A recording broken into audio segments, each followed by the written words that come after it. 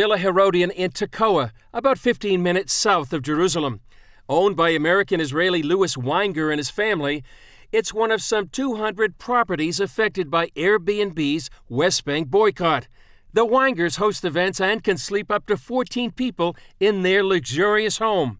It has a spectacular view of the Judean hills, and it's listed on Airbnb, but not for long. I think it's crazy. It just doesn't make any sense that I can't list my property, but Mohammed down the street in Bethlehem can list his property and call it Palestine. Airbnb operates in 191 countries in 81,000 cities, but it said in a press release, when we applied our decision-making framework, we concluded that we should remove listings in Israeli settlements in the occupied West Bank that are at the core of the dispute between Israelis and Palestinians. That's obviously taking a position, a political position that I believe is discriminatory and anti-Semitic. I think our reaction should be that we could boycott Airbnb. And anybody who cares about Israel, the Jewish people, is willing to fight against anti-Semitism, should fight against Airbnb. Israeli government minister Michael Oren says the Airbnb boycott could be just the beginning.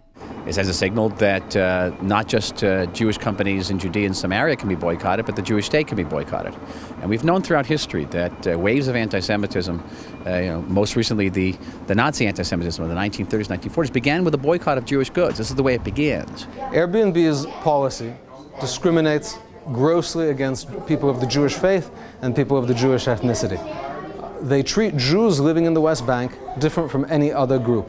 Professor Eugene Kontorovich said out of the whole world, Airbnb chose to make a point here. There is indeed a political dispute about the West Bank, but they're not saying we're not taking listings from the West Bank. They're saying we're not taking listings from Jews in the West Bank. That's not just a double standard, that's naked discrimination. Weinger's neighbor, Rabbi Etan Levy, explained the Jewish roots of the area. Tekoa itself was the home of the prophet Amos. In the 9th chapter of Amos, he says that God will return his people Israel, they will rebuild their conquered cities, they will sink down their roots and never more be uprooted from the land. And right here, you can come to the modern Tekoa, and here we are, we're living out those prophecies today. For now, Weinger says he doesn't know what impact being unlisted on Airbnb will have on his business. But whatever happens, Levy says God will provide. Chris Mitchell, CBN News, Jerusalem.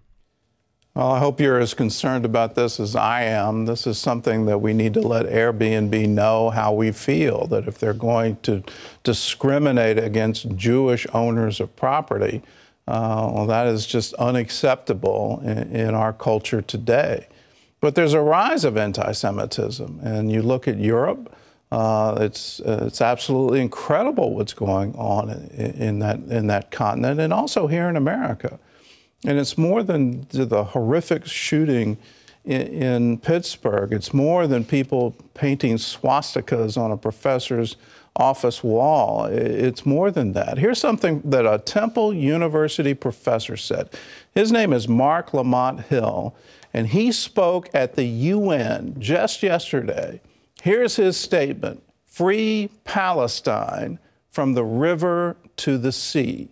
So here is a professor at Temple University coming out and saying Israel doesn't have a right to exist. That's what that phrase means. A free Palestine from the river to the sea. That's from the Jordan to the Mediterranean. And that has been a rallying cry for the Arabs since 1948. They wouldn't accept the state of Israel. They declared war as soon as the state of Israel declared its existence. There was a peace. Transjordan, what we now call the West Bank, was called Transjordan. Jordan occupied it. And they've been beating that drumbeat ever since. It's been now 70 years of Israel doesn't have a right to exist. And to have that repeated at the UN yesterday, have that applauded at the UN, it just boggles your mind. The rise of anti-Semitism, the rise of anti-Israel statement rhetoric, it's deeply disturbing. Why it's allowed to continue, why people are still allowed to say Israel doesn't have a right to exist, I just don't understand it. There must be a spiritual cause here And we as Christians, we need to realize now more than ever, stand with Israel.